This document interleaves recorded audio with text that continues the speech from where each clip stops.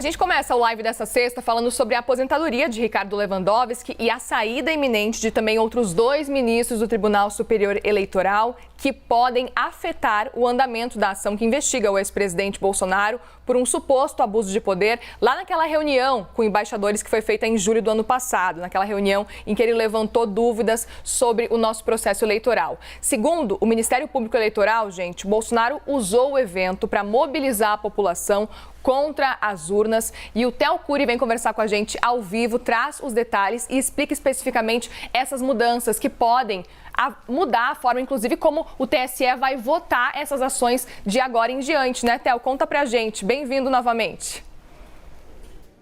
Exato, Muriel. Bom dia para você, uma ótima sexta-feira para quem nos acompanha.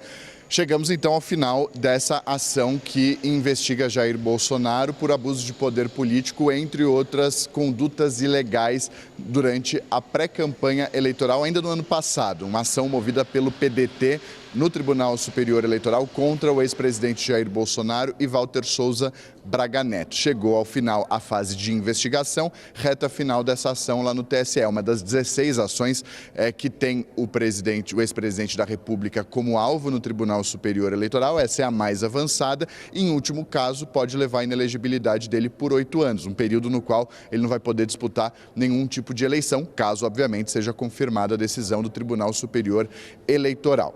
Na segunda, a defesa apresentou as suas alegações finais, a defesa final de Jair Bolsonaro. Na quarta-feira, o Ministério Público Eleitoral apresentou a sua manifestação. Um parecer favorável à inelegibilidade, dizendo que o ex-presidente cometeu condutas ilegais, incorreu em condutas ilegais, como abuso de poder político, abuso de autoridade, uso indevido dos meios de comunicação e desvio de finalidade, ou seja, para usar a estrutura pública, a estrutura de Estado em benefício próprio, para promover a sua própria imagem por conta dessa reunião.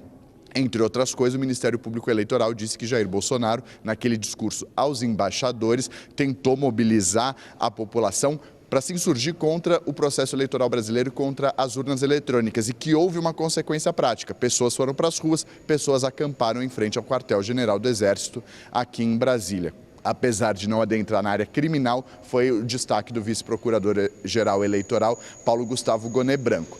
Pois bem, quais os próximos passos? Fica agora a cargo do ministro Benedito Gonçalves, relator desse caso, elaborar um relatório com base no que ele vai ouvir da defesa e do que ele vai ouvir do Ministério Público Eleitoral e do que ele colheu ao longo das investigações. Depois disso, ele faz o voto dele e pede para o ministro Alexandre de Moraes liberar para julgamento. O que é o entrave nesse caso?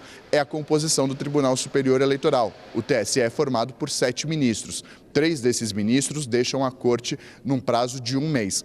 Ricardo Lewandowski se aposentou nessa terça-feira, ele se aposentadoria no meio de maio, mas antecipou a aposentadoria e vai ser substituído por Cássio Nunes Marques, que é visto como uma pessoa mais próxima aos interesses de Jair Bolsonaro, tanto no TSE quanto no Supremo Tribunal Federal. E saem outros 2 ministros, Sérgio Banhos e Carlos Horbach. Como que funciona, só para a gente finalizar essa substituição deles?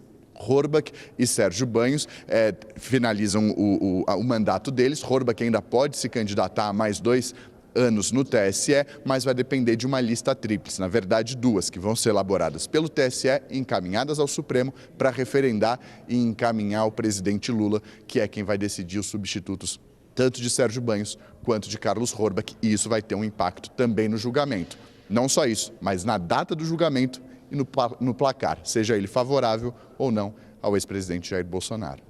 Informações importantíssimas, Theo. Obrigada pelas informações. Qualquer novidade, por favor, é só nos chamar. A gente vai, claro, seguir acompanhando essas movimentações lá no TSE, até porque está em jogo justamente o futuro do ex-presidente Jair Bolsonaro, e essa ação especificamente é a ação que mais tem dado dor de cabeça para a defesa do ex-presidente. Obrigada, Theo.